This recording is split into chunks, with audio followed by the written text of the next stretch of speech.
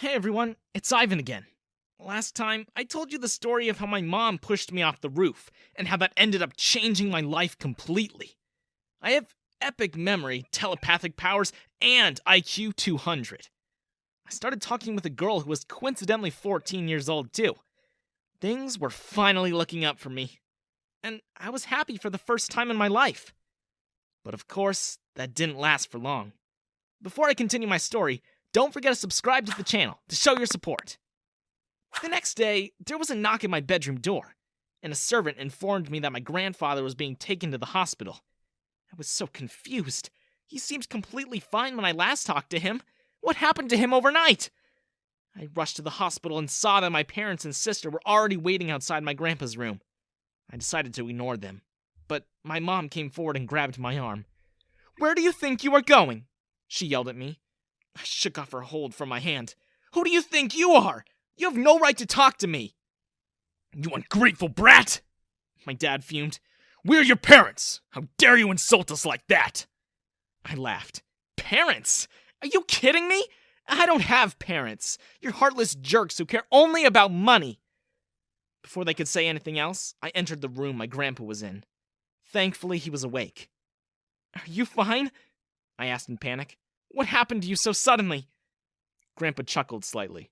"It was not sudden. I have had health issues since the last 2 years, and I don't think I'll be able to survive any longer than—" "Grandpa, please!" I intervened. "Why are you saying such things? What will happen to me if you leave? You have to stay strong, please!"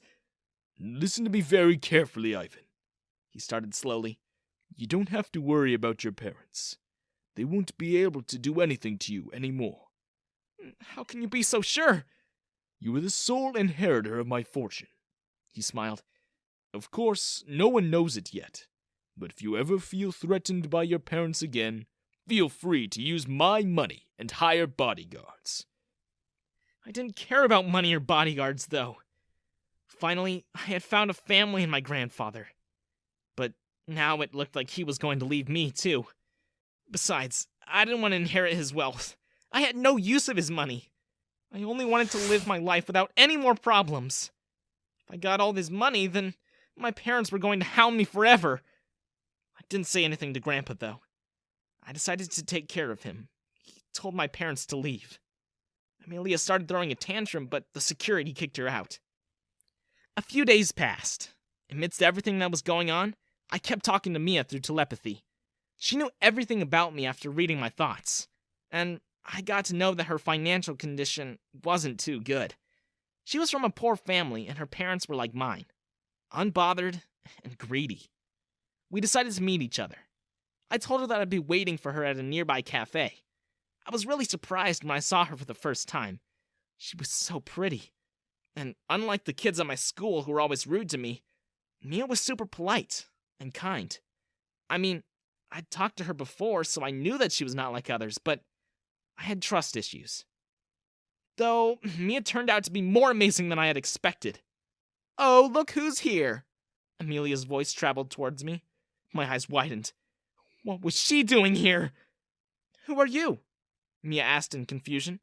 "She's my so-called sister," I replied. "Oh, that spoiled rich brat?" Mia nodded in realization. I couldn't help but laugh. The look on Amelia's face was priceless. "What did you just say?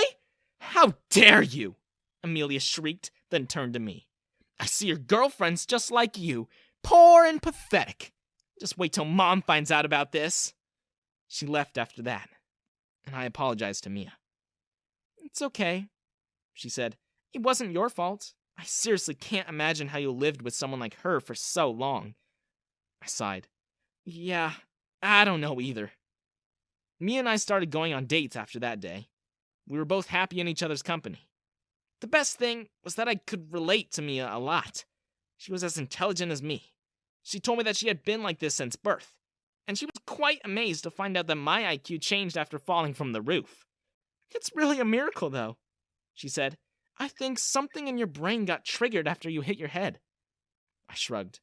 "Maybe, but at least I'm not dumb anymore and I know how to rebel against my parents." As we were talking, I suddenly got a call from the hospital. My grandfather wasn't alive anymore. I dropped the phone in shock. Ivan? What happened? Mia asked in concern. She couldn't read my thoughts all the time, because I could put up a mental barrier whenever I wanted. And right then, I wasn't in the condition to share anything with anyone. She handled everything maturely, though, and picked up my phone to talk to the doctor. After that, she called a cab and brought me to the hospital. I still couldn't get over my shock. How could this happen? I wasn't prepared for this. I thought he was getting better. Once again, my parents were waiting outside his room. I didn't even make eye contact with them and went inside to see my grandpa for one last time. I won't go into the details of what happened next, but the next couple of days was really tough for me.